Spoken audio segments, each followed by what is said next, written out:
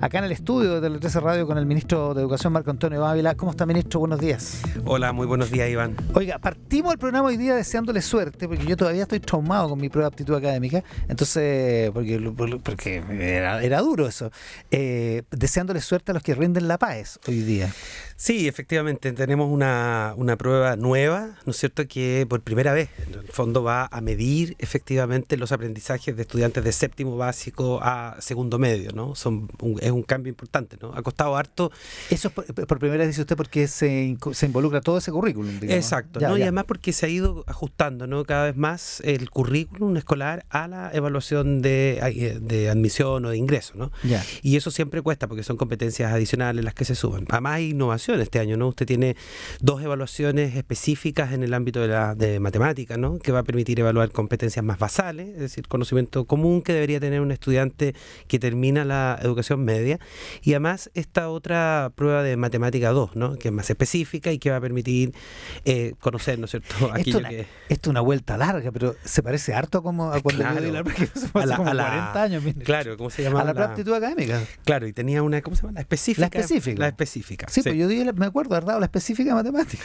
Sí. Se parece a eso, ¿no? Sí, es muy parecida, pero más en el ámbito, como le digo yo, de una evaluación más bien de competencia. Eso quiere decir, ¿no es cierto?, no solo conocimiento, sino que también habilidades. Que es una vuelta de tuerca, porque en algún momento se dijo, midamos mejor conocimiento, porque las habilidades, no sé qué, que era lo de la prueba de aptitud académica. Exacto. Por eso se llama así. Finalmente eso se demostró que era más injusto. Exactamente, porque además, yo diría que además estaba desalineado, diríamos, ¿no?, como con un currículum que venía trabajándose desde los 90. Nosotros tenemos una política curricular en Chile bien sólida, ¿no?, y positiva, bien evaluada, si usted quiere, ¿no?, en que siempre se ha propiciado un equilibrio, no solo con habilidades y conocimientos, sino también actitudes que no se miden en esto, ¿no?, más difícil. Pero hoy día alinear todo esto va a permitir, ¿no es cierto?, que la PAES efectivamente refleje cuánto efectivamente se aprende dentro de la escuela. Ya, está bueno entonces. Y lo de los puntajes, que no es menor, que en el fondo hoy día va a tener puntajes de 100 a 1000 permanente, ¿no? Hoy día no se va a ajustar esa escala y eso va a permitir hacer comparaciones. Va a tener una generación entera humillando a sus antecesores. Claro, no, yo saqué 1000. Claro, los otros 300. ¿Y eso porque eso es una cuestión solamente aritmética, digamos? Solo sí, de por cómo una funciona parte, la medición. Exacto, porque a veces la prueba lo que hacía era que ajustaba de alguna forma, ¿no?, los resultados año a año, de acuerdo, ¿no? Entonces siempre como los máximos andaban por los 800. Una corrección, ¿no? En cambio ahora usted, al tener esta escala establecida, ¿no?, de manera fija, va a permitir hacer comparaciones de un año a otro. Que no es menor, fíjese, cuando ahora hoy día estamos enfrentando esta crisis educativa, ¿no es cierto?, respecto de consecuencias de la pandemia, que es de lo que vamos a conversar, es importante tener evaluaciones a largo plazo, ¿no? Cosa que usted pueda decir, mire, ¿qué pasaba hace 10 años? Hoy día las antiguas evaluaciones de admisión no permitían hacer eso, porque los puntajes no eran comparables, los grupos no eran comparables. No. Un poco lo que pasaba en el SIMS al principio, ¿no?, que en el fondo tenía que hacer correcciones. Ya, entonces eso va a permitir mejores instrumentos. Sí. Hablemos de lo que usted menciona, pues la última vez que usted estuvo acá, yo le pregunté si usted consideraba que esto era un terremoto. Bueno, hay muchos que han usado esa expresión, porque está el dato de la deserción escolar, un dato que usted mismo entregó, que implica que unos 10.000 estudiantes más que lo que veníamos registrando año a año abandonaron el colegio para llegar a una cifra de unos 55.000 estudiantes desertores que desertan de la educación, más el problema del aprendizaje. Estas dos cosas juntas implicarían una situación de crisis, y el presidente la semana pasada en México dijo, literal, en la Escuela Gabriela Mistral en Ciudad de México, dijo que esto se volvió una prioridad para el gobierno. ¿Qué significa eso?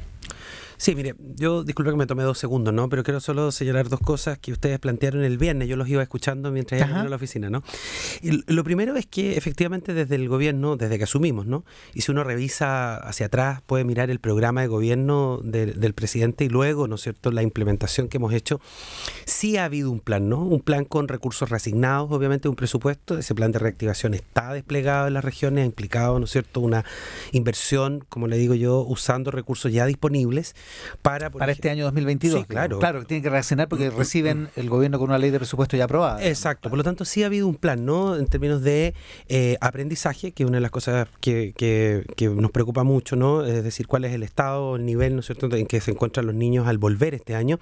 Lo segundo es que también hemos trabajado los temas de asistencia y revinculación. Precisamente eso fuimos a hacer una vez con el presidente al Liceo Bicentenario de Talagante, que era mostrar el modelo que tenían ellos para mejorar la asistencia, dado que les pasaba lo mismo que a todos, ¿no? Algunos niños iban un día y otro.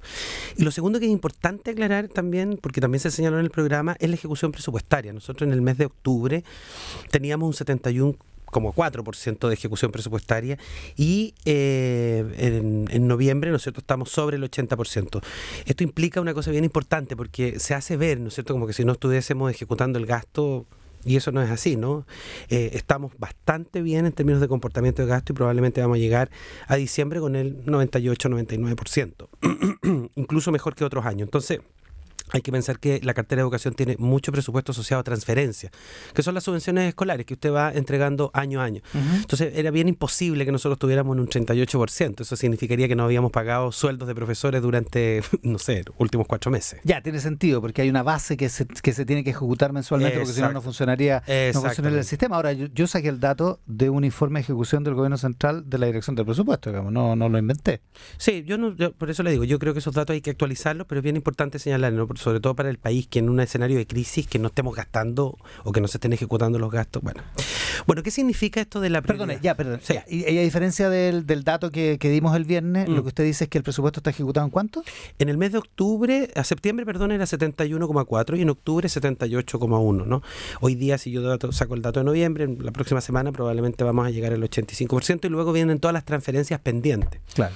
Ahora, ahí es bien importante señalar también, no sé, por ejemplo, hay recursos que se asocian, ¿no es cierto?, a municipios directos, ¿no? O que van directo especialmente también a las escuelas, que se entregan contra rendición. O sea, por ejemplo, usted tiene 2 cuotas, usted tiene que rendir la primera, ¿no? Claro, porque si no... Obvio, uno tiene que saber qué es lo que se está gastando, si no claro. La Contraloría obviamente cae, ¿no es cierto? Y la superintendencia se preocupa de eso, ¿no? Entonces es bien importante. Bueno, lo que me preguntaba, Iván, que es como el foco. Primero, nosotros hemos estado preocupados desde el día 1, ¿no? Esto nosotros lo pusimos en la conversación y es por eso, ¿no es cierto?, que se hacen estas reasignaciones iniciales. Ahora, hemos venido, ¿no es cierto?, conversando con las comunidades, con las autoridades. Esta ha sido una conversación permanente, ¿no?, especialmente con nuestros secretarios regionales, ministeriales, que están en los territorios, ¿no?, distribuidos a lo largo de todo el país, y ellos han sido, ¿no es cierto?, principales actores en esto, de poder hacer la conversación con los sostenedores, con los directores escolares, para ver qué es lo que está pasando, de qué manera, ¿no es cierto?, una vez que nosotros entregamos este reporte que indica la cantidad de estudiantes que se desvincularon del año pasado. Vamos a hablar de estos 10.000, si usted quiere, ¿no?, de estos últimos. O sea, todas las escuelas en general están trabajando. Hay un estudio, muy poquito, de la Universidad Católica, no sé si estudio, un informe, ¿no?, de la Universidad Católica y la Universidad de Chile, que señala que más del 70% de los directores escolares están utilizando este reporte que se entrega cada 2 meses por parte del Ministerio de Educación, que le señala a usted, ¿no?, estudiante por estudiante, quiénes no están yendo todos los días, y segundo, quiénes detectando los casos que están... Claro. Este es un trabajo que se hace 1 a 1, ¿no?, pensando en la asistencia grave que es, o inasistencia grave, o crítica, como usted quiera llamarla, que es cuando los estudiantes van un día o otro no. Eso es bastante predictor de la deserción escolar o de la desescolarización. Y lo segundo es este dato, ¿no es cierto?, específico respecto de qué estudiante estaba el año 2021 y no está el año 2022 en las escuelas. Ese dato es bien importante porque es lo que va a permitir que, ¿no es cierto?, la dupla psicosocial o el dispositivo que nosotros ya hemos orientado desde el Ministerio hace con ese estudiante, ¿no? Este trabajo siempre es 1 a 1. Usted puede hacer una campaña de televisión, usted tiene que colocar más recursos sin duda alguna porque el tema es grave. Sin embargo, el trabajo que hay que hacer es 1 a 1. Es decir, usted tiene que identificar dónde está ese estudiante, si se movió de región, si se cambió, por qué no está en otra región. Y para eso lo que nosotros tenemos es este ejército, de alguna manera, ¿no es cierto?, de funcionarios y funcionarias profesionales que trabajan en el Ministerio de Educación, que articulan en el territorio. Eso está pasando, ¿no? Por eso que de alguna manera uno siente que como que dijéramos, no, como que no hubiéramos hecho nada, ¿no? Y la verdad es que sí. Ahora, está pasando, pero también venía pasando de antes, o los los ministerios de educación anteriores no se preocupaban de No, eso. por supuesto que se preocupaban. Claro, o sea, hay una política permanente en eso, porque si no sería un escándalo. Pero ha ido avanzando, ¿no? Yo diría, por ejemplo, que hubo un paso bien importante que dio el ministro Figueroa al construir, ¿no es cierto?, este sistema de alerta temprana. El que no quedó totalmente finalizado y que nosotros lo que hicimos fue tomar esa experiencia, que era bastante buena, y la avanzamos. Yo diría que en gobiernos atrás, ¿no es cierto?, lo que había era fundamentalmente, bueno, el análisis del dato y además la instalación, ¿no es cierto?, no una subvención especial, pero sí de un fondo concursable bien importante que le permitía al sistema trabajar con distintas instituciones, ¿no? La más reconocida siempre es Súmate, que es una organización del Hogar de Cristo. Bueno, ya que menciona, la gente del Hogar de Cristo viene alertando de esto hace casi una década. Sí. O sea, esto es un problema. Y es un problema al que no le hemos puesto, a lo mejor no le hemos puesto el suficiente énfasis, y ahora se ha provocado una alarma, afortunadamente, digamos. Sí, yo encuentro que esto ha sido bien, y más allá, ¿no es cierto?, de los comentarios que uno puede escuchar. Es muy importante, ¿no es cierto?, que la ciudadanía se haya involucrado en este tema, que las organizaciones de la sociedad civil, o sea, que importe, digamos. Y que le importe, que a los parlamentarios también, ¿no es cierto?, les importe, más allá de las explicaciones que uno ha dado, ¿no es cierto?, lo que está haciendo, lo que va a hacer. Es importante, ¿no es cierto?, ver acuerdos transversales, ¿no?, donde la gente dice, mire, aquí tenemos una preocupación y vamos a poner los ojos sobre el ministerio, sobre el gobierno respecto a lo que se está haciendo. Entonces, ahí es importante señalar que esto que el presidente señala, ¿no?, que es una prioridad, para nosotros es un refuerzo de alguna manera de lo que hemos venido señalando. Para el presidente también es una preocupación permanente, parte de la conversación que hemos hecho. Por eso hicimos ese punto en Talagante para hablar, por ejemplo, específicamente sobre los mecanismos de mejoramiento de asistencia escolar, que es un problema igual de grave, ¿eh? O sea, claro, nosotros tenemos una baja asistencia en los jardines infantiles. La Junji, la subsecretaría, Integra, llevan meses trabajando en distintas campañas para que en el fondo los estudiantes vayan a los jardines infantiles y las salas cunas. Que es fundamental, digamos. O sea, hay una pérdida, eso lo miraban ustedes también en el informe CEPAL, hay una pérdida del valor de la institución escolar, ¿no es cierto?, que se provocó con la pandemia, como el valor que tiene ir a la sala cuna, al jardín, a la escuela, ¿no? Y eso tenemos que recuperar. Claro, pierde importancia para los padres, en algún nivel, digamos. Probablemente porque se miraron no sé si consecuencias positivas, los elementos positivos parece lo telemático, o se pensaría que lo telemático pareciera que reemplazara la presencialidad. Eso no es así, ¿no? Bueno, ordenamos y todo el presupuesto nuestro, y el próximo año lo que presentamos en el Congreso, ¿no?, que ya termina esta semana de cerrarse el presupuesto, son 250.000 millones, ¿no es cierto?, con los cuales vamos a trabajar esta política de reactivación educativa para el próximo año, cuyos focos son precisamente los 3 temas que hablamos, ¿no? Ya, es que ahí está la pregunta. ¿Es eso lo suficiente? ¿Tendría que haber un acuerdo de mayor envergadura? El lunes pasado acá en el programa, Ignacio Briones, que se había juntado con usted la semana anterior, comparaba el esfuerzo educacional en Estados Unidos con el chileno. Para tener la misma proporcionalidad deberíamos tener da justo un 2%, digamos, por lo del 2% constitucional que sale cada cierto tiempo, pero es más o menos un 2% del PIB, en términos de lo que implica el esfuerzo, con metas, con mecanismos, con todo lo que implica un esfuerzo especial para reparar las fallas de aprendizaje, aparte del tema de la deserción escolar, digamos, las fallas de aprendizaje de estos últimos 2 años y medio, digamos. Claro, uno siempre puede llegar más recursos, yo estoy totalmente de acuerdo, uno podría colocar muchos más recursos asociados, ¿no es cierto?, no solo a ese 2% constitucional, podrían ser, ¿no es cierto?, otras reasignaciones.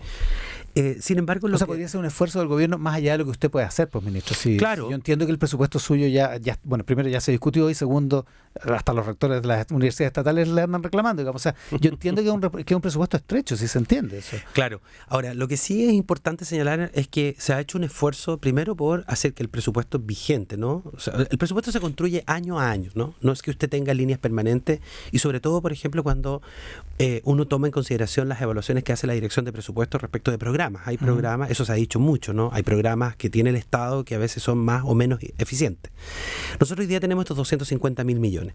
Además de eso, vamos a incorporar, ¿no es cierto?, en la ley de presupuesto una indicación, ¿no es cierto?, más específica respecto de los fondos de apoyo a la educación pública, es decir, con una dedicación exclusiva que salga desde ahí.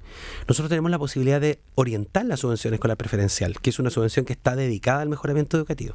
Y además la revisión, ¿no es cierto?, de los 40.000 millones de la subvención de prórroga retención, que es una subvención histórica, ¿no?, que se ha otorgado a distintos establecimientos a propósito, ¿no es cierto?, de evitar la deserción escolar.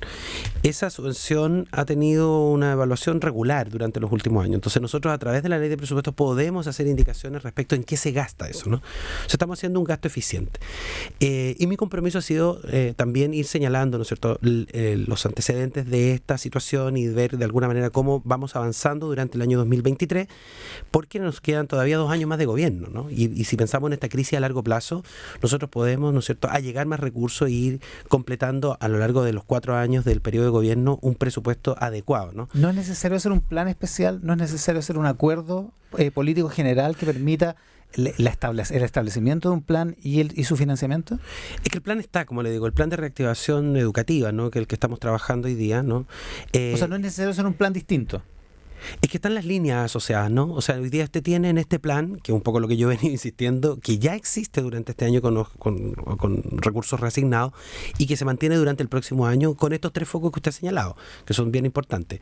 Primero, el clima escolar o la salud mental, que es una cuestión fundamental para que no sea. Lo segundo es los aprendizajes, es decir, cuánto los niños aprendieron efectivamente en lenguaje, en matemática, en todas las asignaturas. Y el tercero, y la preocupación más grande, es cómo hacemos que esos 50.000, ojalá, estudiantes vuelvan a las salas de clase, no en modalidades regulares, porque tenemos claro, de acuerdo al dato, ¿no?, que son estudiantes que probablemente tienen más de 18 años, que va a ser bien difícil que vuelvan a un liceo común, sino que van a tener que tener probablemente escuelas de segunda oportunidad, educación de personas jóvenes, adultas, en el fondo todas las modalidades que la subvención hoy día permite para que esos estudiantes desescolarizados vuelvan.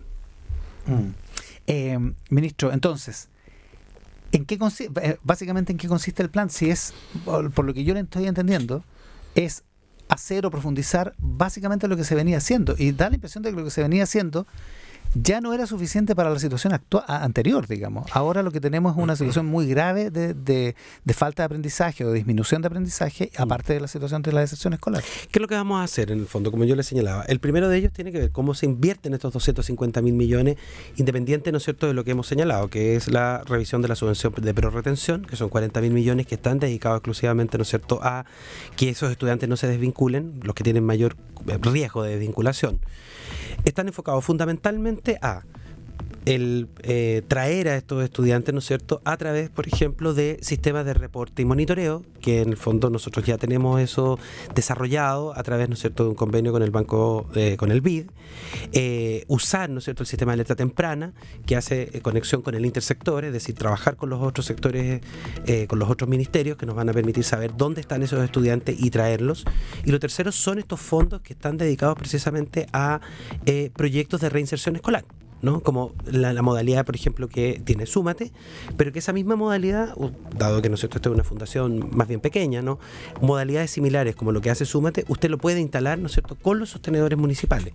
En la experiencia que tenemos nosotros es, por ejemplo, la alcaldesa Leitao, la alcaldesa Pizarro, que tienen esta modalidad incorporado dentro del sistema educativo, este sistema en que usted va puerta por puerta, golpea de alguna manera la puerta, pregunta si hay un estudiante que no haya terminado la escolaridad y usted lo trae de vuelta. Ese sistema hoy día nosotros lo podemos implementar centralizadamente con recursos del Estado. Hay una cosa que no me cuadra, o yo no lo entiendo. Estamos con el ministro de Educación, Marco Antonio Ávila, porque el presidente, como le decía yo, la semana pasada dijo: la recuperación educativa pasa a ser de las prioridades de nuestro gobierno. Usted está diciendo que están los fondos, entonces, pero que esto ya estaba previsto en la ley de presupuesto y que ya se venía haciendo. Entonces digo, ¿a qué se refiere el presidente con que ahora pasa a ser una de las prioridades? Porque se entiende que hay una situación nueva, digamos, de esa frase, ¿o no? Sí, yo diría. ¿Cómo entiende usted lo que dijo el presidente la semana pasada? No, yo lo entiendo como un refuerzo respecto de lo que nosotros hemos venido realizando. O sea, como decir, bueno, sí, hay una importancia en este tema que aparece. La frase, ministro, la frase es: quiero que para nuestro gobierno, y lo digo desde acá, que la recuperación educativa pasa a ser de las prioridades de nuestro gobierno. Eso no es un refuerzo, pues se supone que es un estatus nuevo. Eso es lo que yo entiendo. No, si usted lo entiende de otra manera. A ver, dos cosas. Ahí yo creo que siempre es posible, a lo mejor si usted lo traduce eso en recursos o lo traduce, ¿no es cierto?, en acción más, diríamos, ¿no es cierto?, de acuerdo político, como usted lo está señalando, a mí me parece muy positivo que nosotros lo podamos hacer. Lo que yo hoy día le puedo responder, ¿no es cierto?, es qué es lo que hemos estado diseñando y qué es lo que se ha estado trabajando. Eso es, ¿no? Ya, pero no hay una cosa nueva a partir de las palabras del presidente. ¿O debería haberla? Yo diría que nosotros tenemos que reforzar aquello que hemos presentado. Sí, yo creo que lo más importante es indicar que aquí ha habido una preocupación, especialmente, ¿no es cierto?, en la ley de presupuesto, porque así es como se refleja de alguna manera, ¿no es cierto?, las prioridades, de poder reenfocar los recursos del Estado. Estamos hablando de 250.000 millones, sin considerar, ¿no es cierto?, estas reasignaciones que usted podría tener de otras subvenciones como la prerretención o el Fondo de Apoyo a la Educación Pública. Y ya que usted dice, en la ley de presupuesto se reflejan las prioridades. Su subsecretaria, la subsecretaria de Educación, Figueroa, ¿no? Superior, de Educación Superior. De Educación Superior dice, en el Mercurio de ayer, dice, la condonación del CAE es un compromiso y va a ser un proyecto el próximo año. Eso no sabemos cuánta plata cuesta, pero cuesta varios miles de millones de dólares, en principio. Versus la plata que me está diciendo ahora para la recuperación escolar, digo, parece que para el gobierno la prioridad es la condonación del CAE, entonces. No la recuperación del aprendizaje. No, lo que nosotros hemos colocado ahí, y lo hemos indicado, ¿no? De hecho, así lo señaló el presidente, ¿no? Es que toda la solución, ¿no es cierto?, la reparación, porque no hay cuando hablamos de condonación parecen, ¿no es cierto?, estos miles de millones. Recuerda que estamos estudiando las posibilidades y la modalidad en que usted va a hacerse cargo, ¿no es cierto?, de esa deuda que también, ¿no es cierto?, afecta a muchas familias. Eso va a ser solo posible después de la reforma tributaria, así lo ha señalado el propio presidente, y por lo tanto yo diría que eso está en el escenario, ¿no es cierto?, de esta otra situación que es la aprobación de esa ley. Por lo tanto, no hay no estoy discutiendo de dónde viene la plata. Lo que estoy diciendo es, si un gobierno tiene que establecer sus prioridades y usted me dice está en la recuperación del aprendizaje. La prioridad está en la recuperación de los aprendizajes. Ya, pero va a haber mucha más plata en la condonación del CAE. Que todavía no existe, ¿no? Porque recuerde que tenemos que aprobar la reforma tributaria y de acuerdo a los recursos disponibles. Y bueno, tendremos que pensar si los escenarios van cambiando también, y yo en eso creo que hay que ser mucho más flexible y probablemente también abrirse algunas posibilidades. No a dejar de hacer esa reparación, pero sí hay que equilibrar los recursos, como le digo, ¿no? Absolutamente. Yo creo que eso es totalmente posible siempre. En la política eso tiene que ser así, sobre todo porque aparece esto. Lo que es importante destacar aquí, Iván, es como que no tiene que quedar la impresión, ¿no?, es que esto no hubiese sido primero una prioridad anterior.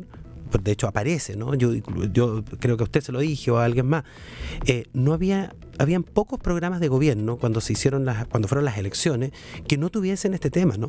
O sea, sin duda. Para nosotros esto era, mi visita, ¿no es cierto?, a Estados Unidos, ¿no?, a la cumbre de la transformación educativa, fue a dar cuenta de lo que iba a hacer el gobierno el próximo año, sin todavía discutir la ley de presupuesto respecto de los temas de reactivación, los temas de desescolarización, inasistencia grave y faltas de aprendizaje o brechas de aprendizaje son los temas del mundo entero.